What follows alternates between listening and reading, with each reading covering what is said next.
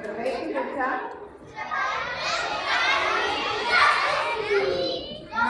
Много се радвам, че сте тук. Благодарим за домакинството на Народно читалище Родопска искра 1880. За това ще ни дадоха възможност да реализираме тук на тази сцена част от нашия проект в света на Ханс Кристиан Андерсен. Ние вече гостувахме тук с една от любимите приказки на всички деца и това е Храбрия ловен войник. Сега сме тук също с една приказка, след малко ще разберете с коя.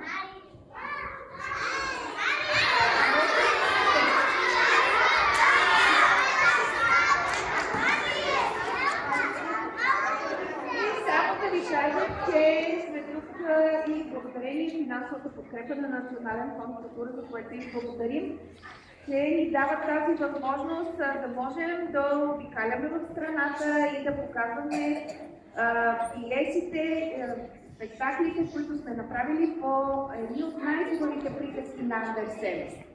През май месец, доколкото знам, на празника на града, нашето гостуване съвпада с този празник. На 12 май ще дойдем с палечка отново при вас, така че очакваме ви тогава.